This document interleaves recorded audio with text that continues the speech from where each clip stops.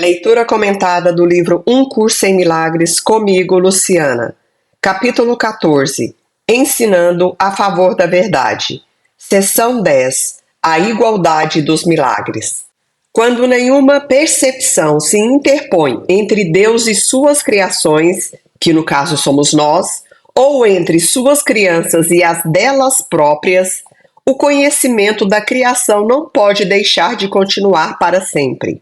Os reflexos que você aceita no espelho da sua mente, no tempo, apenas fazem com que a eternidade se aproxime ou se afaste.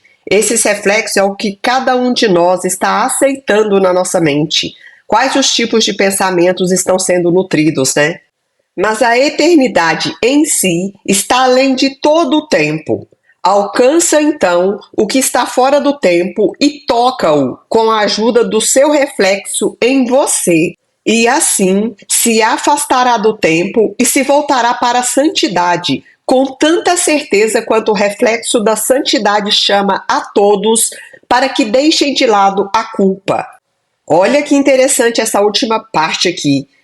O reflexo da santidade chama a todos para que deixem de lado a culpa, em qualquer nível, saiam da culpa, porque a nossa santidade, a nossa perfeição divina, o nosso ser espiritual mais elevado só é acessado quando a gente elimina a culpa das nossas vidas, qualquer tipo de culpa. Reflete a paz do céu aqui e traz esse mundo para o céu. Traga esse mundo, manifeste nesse mundo o próprio céu, ou seja, o estado de paz, de alegria, de conexão com o sagrado, de amor incondicional. Esse é o reflexo do céu aqui na Terra. Pois o reflexo da verdade atrai todas as pessoas para a verdade, e na medida em que entram na verdade, deixam para trás todos os reflexos. No céu, a realidade é compartilhada e não refletida. Compartilhando o seu reflexo aqui, a sua verdade vem a ser a única percepção que o Filho de Deus aceita. E assim, a lembrança do seu Pai desponta nele, e ele não mais se satisfaz com outra coisa que não seja a sua própria realidade. Você, na Terra, não tem nenhuma concepção do que seja a ausência de limites, pois o mundo em que parece viver é um mundo feito de limites. Nesse mundo, não é verdade que possa ocorrer qualquer coisa sem ordens de dificuldades. O milagre, portanto, tem uma função única e é motivado por um professor único que traz as leis de um outro mundo para esse. O milagre é a única coisa que pode fazer que transcende essa ordem, sendo baseado não em diferenças, mas em igualdade. Tem muitas reflexões aqui que eu acho que vale a pena a gente analisar. Ele começa dizendo aqui nesse parágrafo que a realidade no céu ela é compartilhada e não refletida. Mas nesse mundo ilusório que a gente vive, nós temos diversos aspectos sendo refletidos. Tanto que já foi falado aqui em outras oportunidades desse livro, que o outro é um espelho. Então o outro está me mostrando algum aspecto meu, ele está refletindo algum aspecto que eu preciso olhar em mim. E nós também servimos de espelhos para os outros.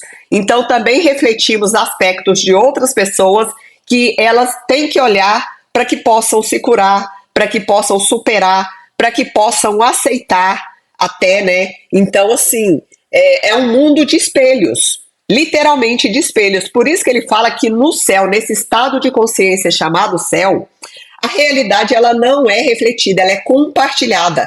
Todos somos uma grande mente, uma grande consciência. Estamos em estado de unicidade, uns com os outros e com o nosso Criador. Mas aqui no mundo percebido, no mundo da percepção, enquanto a gente não acessa esse outro nível consciencial, nós estamos sim refletindo o tempo inteiro. Ele trouxe também que aqui no planeta Terra, na Terra, nesse estado de consciência materialista, nesse estado de apegos, de estarmos nos vendo como separados, nós não temos nenhuma concepção, nenhuma ideia do que seja a ausência de limites. Pois esse mundo em que a gente parece viver, Por que parece viver? Porque nós não somos daqui, nós somos seres espirituais, mas nos apegamos a uma personalidade, a um corpo físico, e estamos pensando que somos unicamente esse corpo físico. Então, esse mundo que a gente parece estar vivendo é um mundo feito de limites. E que, por isso, é um mundo onde qualquer coisa tem algum nível de ordem de dificuldade. E isso é muito real, porque tudo que a gente vai fazer, a gente enxerga um nível de dificuldade, seja para conquistar aquilo que a gente quer, bens materiais, seja para o nosso progresso espiritual, seja no nível de curas emocionais, de curas de crenças distorcidas. Tudo isso tem níveis de dificuldades. Até o nosso próprio processo evolutivo aqui, até a gente despertar, acordar para enxergar que existe uma outra realidade que rege tudo, nós lidamos muitas vezes com muitos limites e muitas dificuldades. Então, esse mundo percebido é uma característica dele, ter ordens de dificuldades e limites. E por isso ele trouxe aqui que o milagre é a única coisa que transcende toda essa ordem de dificuldade e de limitação, porque ele é baseado não nas diferenças, mas na igualdade, ou seja, não na separação, mas na unidade, na unicidade. Milagres não estão em competição, e o número de milagres que você pode realizar é ilimitado. Eles podem ser simultâneos e tão numerosos quanto uma legião. Ou seja, os milagres podem envolver um grande número de coisas, de situações, de relacionamentos, simultaneamente.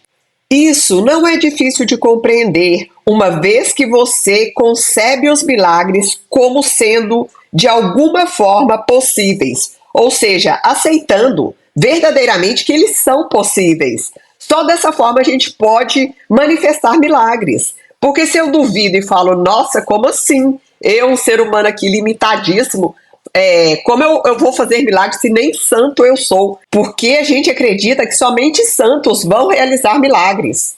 O que é mais difícil de compreender é a ausência de ordem de dificuldades que marca o milagre como algo que não pode deixar de vir de algum outro lugar e não daqui. Olha só, desse modo, o milagre vem de algum nível consciencial mais elevado.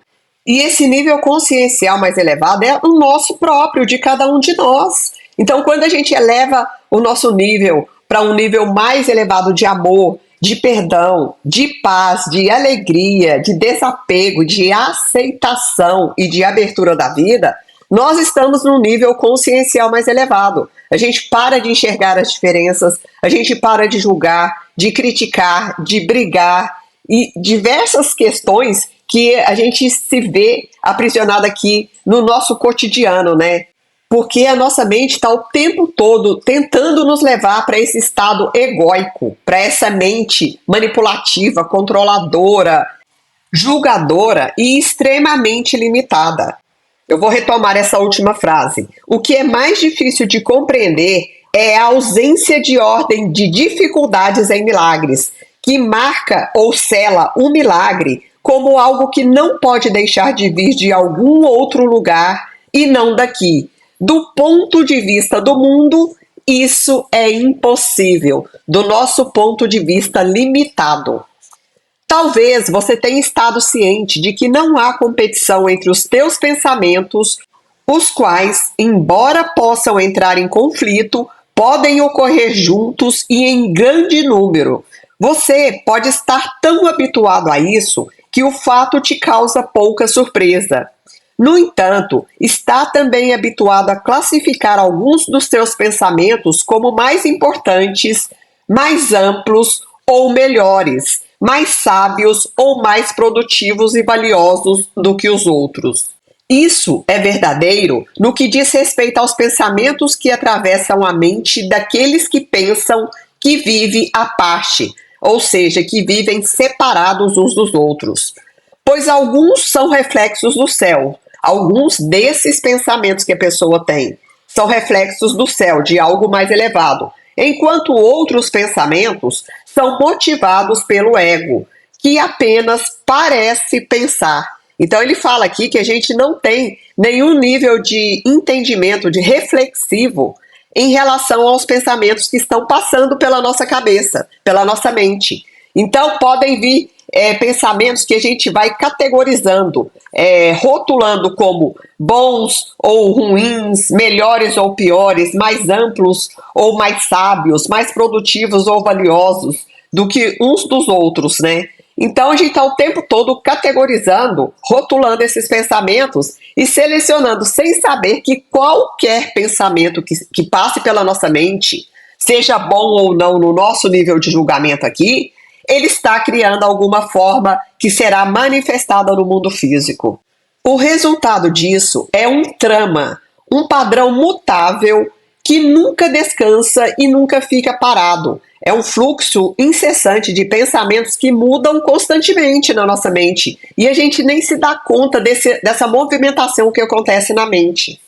Move-se sem cessar através do espelho da tua mente e os reflexos do céu não duram senão por um momento e logo se turvam à medida que a escuridão os apaga e logo obscurecem à medida que a escuridão os apaga.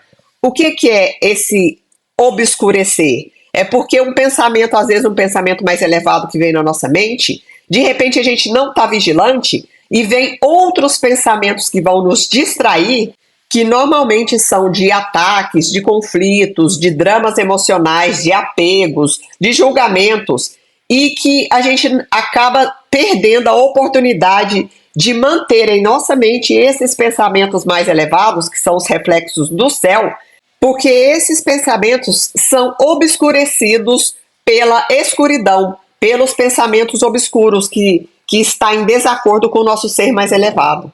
Onde houve luz, a escuridão em um instante a remove e padrões alternados de luz e de escuridão varrem de forma constante a sua mente. A pouca sanidade que ainda permanece é mantida por um sentido de ordem que você estabelece. Entretanto, o próprio fato de poder fazer isso e trazer alguma ordem ao caos te mostra que você não é um ego e que tem que haver mais do que um ego em você. Olha que lindo, gente. Então ele está trazendo agora que nós temos uma consciência que observa todo esse cenário aqui na nossa mente e que muitas vezes consegue trazer ordem ao caos daquilo que o ego criou na nossa mente aqui. Então ele continua, pois o ego é caos, e se tudo em você fosse o ego, absolutamente nenhuma ordem seria possível. Entretanto, embora a ordem que você impõe à sua mente limite o ego, ela também te limita. Ordenar é julgar e organizar através do julgamento. Portanto, essa não é a sua função, mas a função do Espírito Santo. Veja bem a profundidade do que ele trouxe nesse finalzinho. Ele está falando que quando a gente estabelece algum tipo de ordem na mente, nós estamos estabelecendo julgamentos, por mais que a gente não perceba isso, separando, né, fragmentando também. E fazendo isso, nós estamos, de alguma forma, controlando a situação, tentando controlar a nossa mente, controlar o nosso comportamento, controlar as nossas ações, controlar aquilo que a gente sente. Mas essa não é a nossa função aqui. Nós somos canais. Quem sabe qual é o melhor caminho para cada um de nós é o Espírito Santo que habita o nosso ser mais elevado aqui. Então, a gente tem que entrar nesse estado de entrega mesmo, verdadeiramente. Vai te parecer difícil aprender que não tem nenhuma base para ordenar os teus próprios pensamentos. O Espírito Santo ensina essa lição, te dando brilhantes exemplos de milagres e te mostra que a sua maneira de ordenar está errada, mas que uma maneira melhor te é oferecida. O milagre oferece exatamente a mesma resposta a todo pedido de ajuda. Ele não julga o pedido, meramente reconhece o que ele é e responde de acordo. Ele não considera qual chamado é o mais alto ou o maior ou o mais importante. Você, que ainda está preso ao julgamento, pode ficar imaginando como pode ser solicitado a fazer algo que requer que não tenha qualquer julgamento próprio? A resposta é muito simples. O poder de Deus, não o seu poder, engendra milagres. Então, o poder de Deus, ele engendra milagres, não o nosso poder limitado humano, e sim o poder de Deus. O milagre em si é apenas a testemunha de que você tem o poder de Deus em ti. Essa é a razão pela qual o milagre abençoa igualmente a todos os que o compartilham, e é também por isso que todos o compartilham. O poder de Deus é ilimitado e, sendo sempre máximo, oferece tudo a qualquer chamado de qualquer pessoa. Não há nenhuma ordem de dificuldades aqui. A um pedido de ajuda se dá ajuda. Que lindo, né? O único julgamento envolvido é a divisão única do Espírito Santo em duas categorias.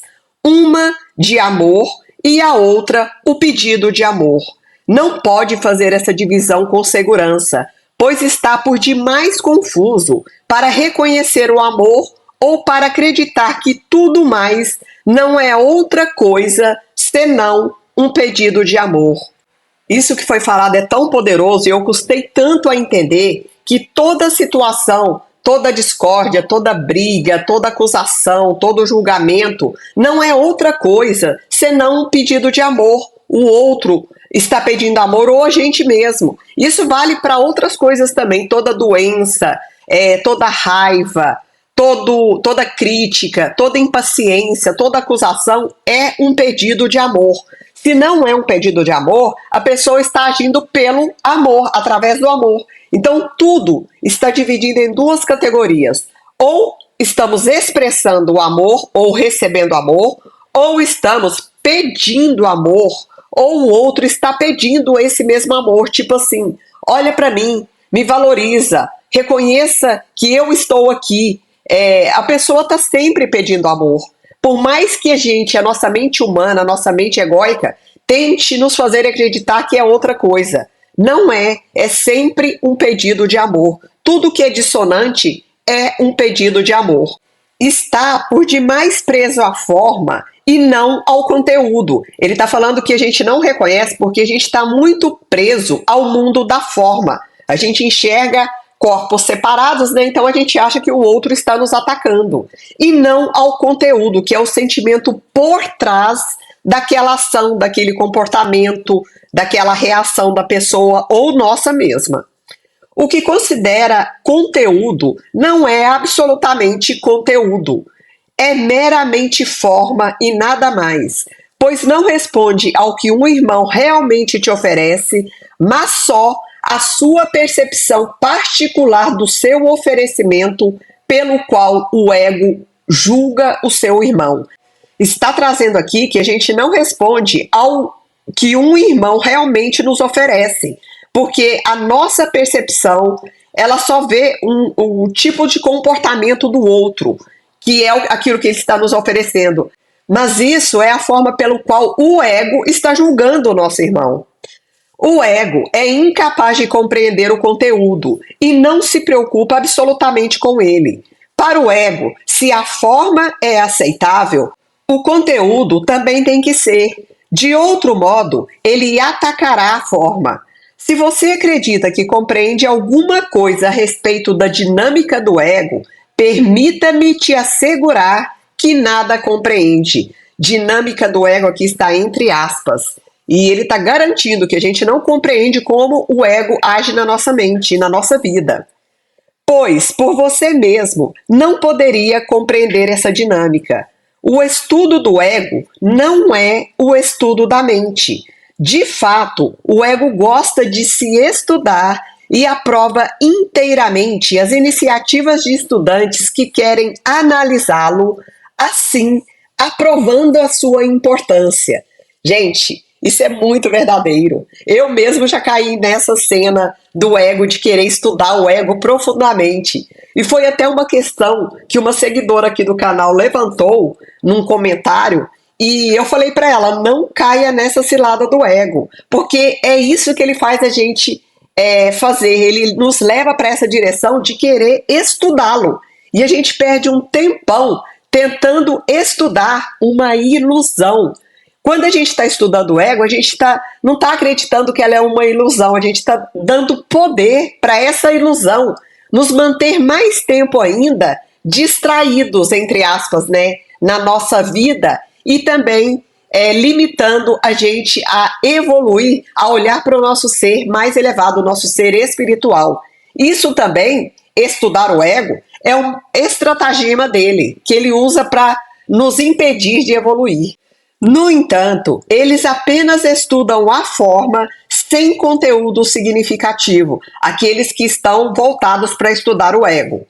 Pois o seu professor é sem sentido, embora tenha o cuidado de esconder esse fato por trás de palavras que impressionam, mas às quais falta qualquer sentido consistente quando são postas juntas.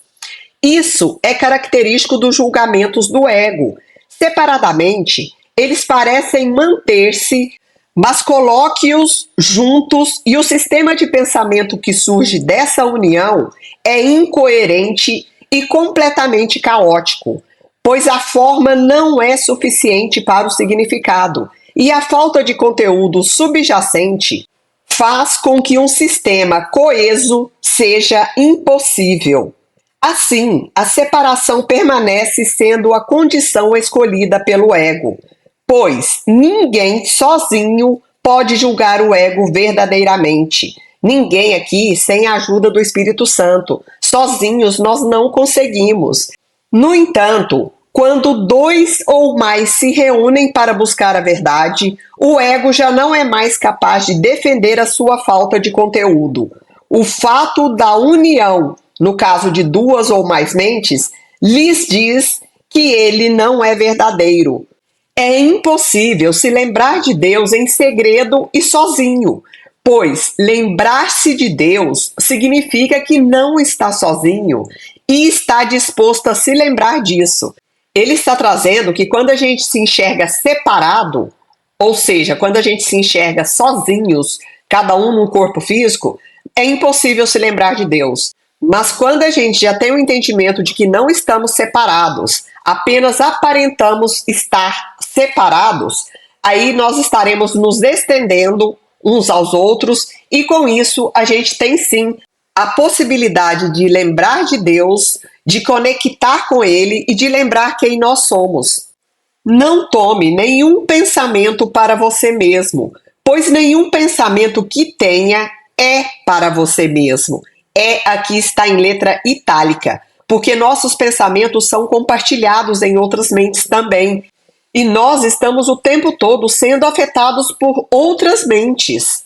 Se você quer se lembrar do seu Pai, deixa que o Espírito Santo ordene os teus pensamentos e dá apenas a resposta com a qual ele te responde. Olha que lindo! Então, quando a gente recebe essa inspiração, essa voz do Espírito Santo, a gente vai responder com aquilo que ele nos orientou. Olha que profundo, gente! Todas as pessoas buscam o amor, assim como você o faz, mas ninguém conhece o amor a menos que se una a ti nessa busca.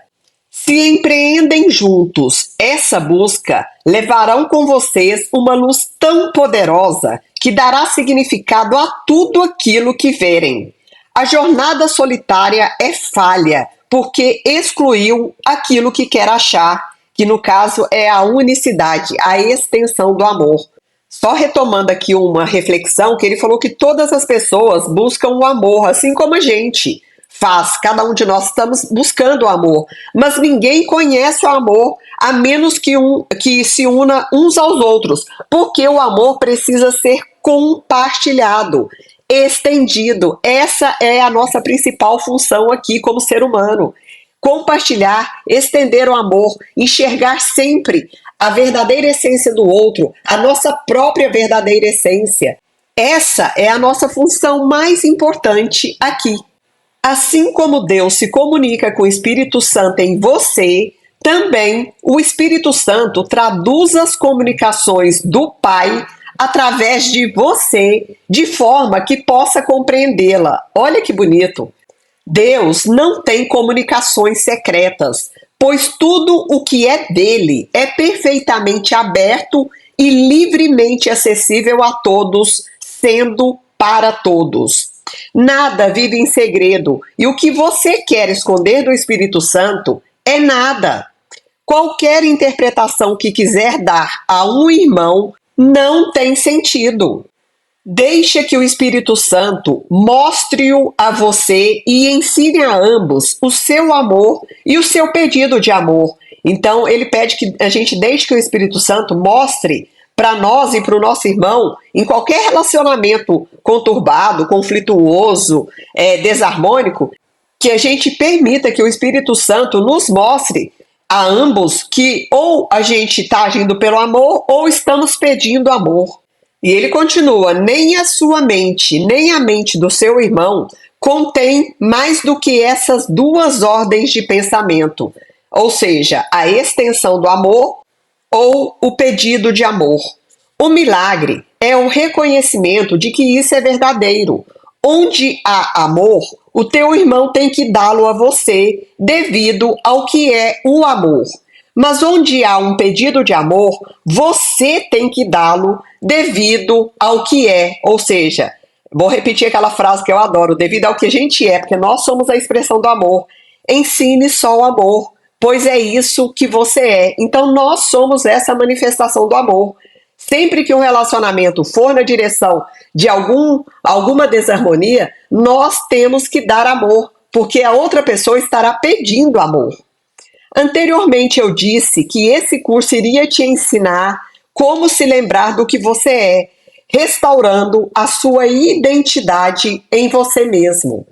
Nós já aprendemos que essa identidade é compartilhada.